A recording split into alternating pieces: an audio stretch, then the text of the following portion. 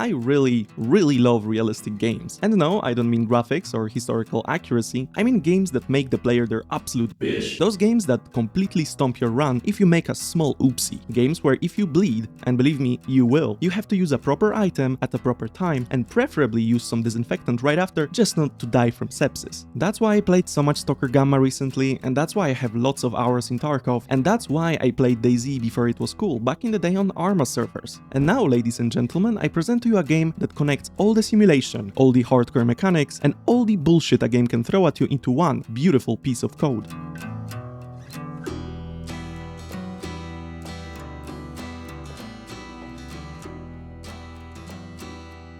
Project Zomboid is a top-down hardcore zombie survival sandbox. If you haven't been living under a rock for the last 11 years, you probably even heard about it. But Project Zomboid is no ordinary survival game though. Here, every little decision you make could be your last. And world is persistent, zombies are an actual danger, and every miscalculated step, every scratch, and every mistimed melee attack could be your last. And remember, if your character dies, they die. There's no save scamming, there is no reload. If you die, the character is gone forever. You're basically playing an Iron Man mode the whole time. That's why the game is not a zombie shooter, this is an actual proper zombie survival. Here you would rather avoid the fight and play it smart rather than shoot your way through a horde, because they will just keep coming. Because in this game, realistic decisions actually make sense. You aren't Brad Pitt from Brad Pitt zombie movie, you are the everyday Joe from the Project Zomboid. I guess what I'm trying to say is you're a nobody. You're not the center of the world and you're not the protagonist, the world is the main character and you're just trying to survive it. But why is this game worth your time? What makes this the ultimate survival game to put your 3000 hours into? Let's start from the beginning. We start the game by choosing the difficulty and then your starting location. Map is huge, seamless, and absolutely open, so this is basically just a spawn point choice. After that, you have to choose your profession, each has some perks and some disadvantages. After all, it is objectively better to be an axe-wielding firefighter than an unemployed and unfit dickwad during a zombie apocalypse. But the choice is free and challenge runs exist. After that, we pick our looks, name, and clothing, and we're in. We start in a random house in the town we chose earlier. But now what, you might ask? Well, now is the true zombie apocalypse experience. You have absolutely no objective apart from keeping yourself alive for as long as you possibly can. Every second that you're alive is a win on its own, and that should be the goal. Think something like The Walking Dead. You could stay in your starter house and try to make it work out there, you know, barricading every window, every door, covering everything with blanket sheets to not let them see you walking inside, but you could gather important loot and leave for search for a better, strategic location to live in. Because Project Zomboid is not a beautiful story of being rescued and living with your family happily ever after. No. This is a story of pure suffering, food shortages, and constant zombie sounds behind your walls when you sleep.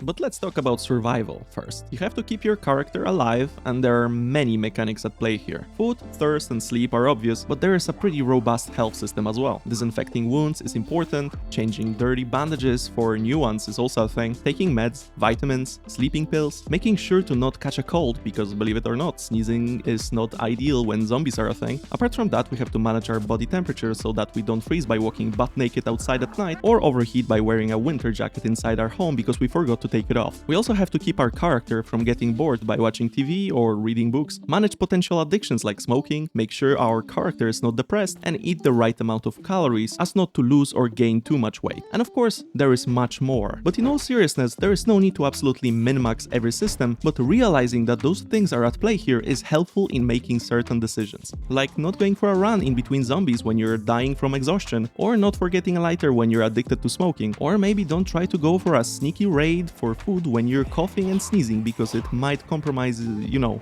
the sneakiness. All those little systems in the game make it very addicting very fast, because getting hungry or thirsty is not a problem at first. After all, we spawn in a fully furnished house, or at least most of the time, and usually there is a lot of stuff inside. Canned food in drawers, tap water in sinks, potentially even some great melee weapons like forks and spoons if we're lucky. But we have to remember that Project Zomboid's world evolves and slowly degrades over time. The longer we are alive, the harder it will get. hordes get bigger, walls degrade and get overgrown, and so on. It gets so realistic, in fact, that if we somehow make it past a couple of weeks, the whole map gets cut from electricity and water. Food also at some point gets scarce because loot does not respawn, so basically we have to do supply runs further and further from our base every time. Not to mention, uncanned and unfrozen food spoils. Every resource is finite, so planning and managing is extremely important. But for every problem there is a solution. Water can be caught in rainwater tanks, food can be grown, and electricity can be made from small generators. It's really satisfying to build a self-sufficient base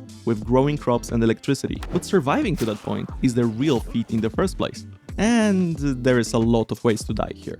We can run out of food and slowly starve. We can get mauled to death by a bunch of zombies. We can fall from a window because we are a dummy and forgot to put a rope there. We can get infected and zombified because we got scratched. We can drink bleach. We can accidentally burn our house by not turning off the stove. We can get a heat stroke or hypothermia. Literally, opening a can without a can opener can lead to us stabbing ourselves on accident and getting an infection. Like what? Because Project Zomboid is not fair. This game was never meant to be fair. It's 1 versus millions. And as the game itself even tells us at the start, this is a story of how you died. There's no winning condition, there is no rescue coming. This is a simulation of how a zombie outbreak could go if it was real, and if we were stuck in the quarantine zone. We just happen to be a regular Joe who missed the memo, and we have to figure out how to prolong our soon-to-be-ended life in this dreary predicament. Every second of staying alive is a win. Every second we stay alive longer next time is a learning experience. Every second of being dead is being dead. Sure, we might get some good loot, grab some military rifles, stock up on food and water, but if you have ever heard about Project Zomboid, you know how it always ends. There are thousands of online stories of how someone's favorite character died and how epic, or most commonly unepic, it was. Because all it takes is a single bite, a single mistimed attack,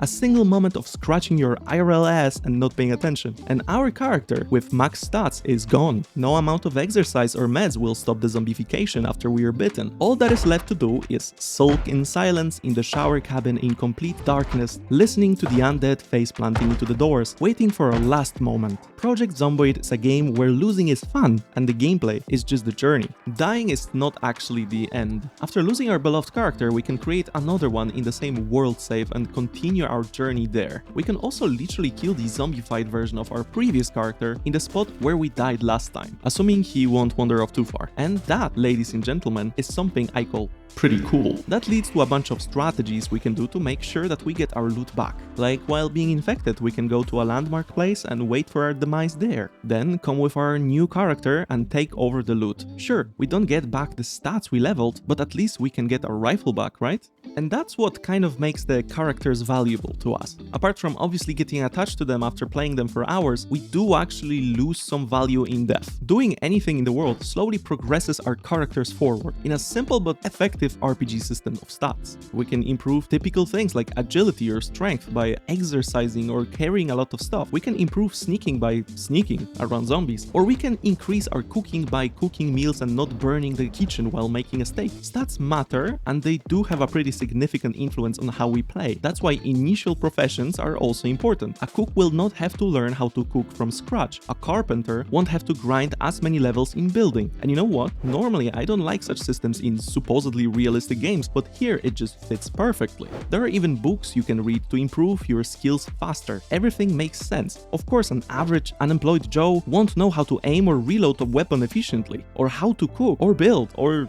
do anything really. I mean, you picked the unemployed, that's kinda on you. But anyway, the skills make sense and I like them here. This adds to the pure pain and suffering I feel when I lose one of my favorite characters to some absolute bullshit. But that's not all Project Zomboid has to offer. Of course, there are way more systems that I would need hours to talk about. There are cars and a whole detailed system of fuel consumption and parts durability. You can barricade yourself in your starter home if you want to, or build a whole new base somewhere outside the city to minimize the amount of zombies you will have to deal with. There is of course multiplayer and co-op, so that you can play with friends and try to survive together, or fight over control of the map. Zombies have different types, some are faster, some are slower. They also have hearing and sight mechanics, so that the gear you have actually makes a difference whether you will be spotted or not. And of course the modding scene. God damn it, the modding scene is huge. You want more guns? There you go. You want military stuff? Yep, it's here. You want stalker armors from the stalker games? Yep, of course they are here. For fuck's sake, you can even have a whole Shrek movie cassette that is actually usable in-game playing the whole script from the movie line by line. Like, what the fuck? Project Zomboid is the ultimate zombie survival game, and there's no doubt in my smooth brain. The amount of mechanics, possibilities, and interactivity is undefeated. God damn it, if you find makeup in-game, you can put some camouflage on your face, or dye your hair with a hair dye, cut your beard with a razor because it of course fucking grows over time. Every bandage is visible in the right places as well. Everything is usable and needed for something. There's a whole crafting system for weapons, tools, campfires, and stuff that I didn't even mention. I don't have enough time to talk about everything, or I will make this video 20 hours long. I genuinely love this game, and I have been playing it since release in 2013 on and off. Sure, I'm not the best, and I probably don't know everything. I still die stupid deaths, but I love every single one of them. Not to mention, the game is not too expensive, and soon there will be a huge update coming out that changes a lot of stuff. Guys, if you like games that kick you in your nuts until you like it, play this game. If you have played it, but you're not currently playing it, play it again and thank me later. And make sure to comment how you died so I can evil laugh while writing a nice response. Thanks for watching.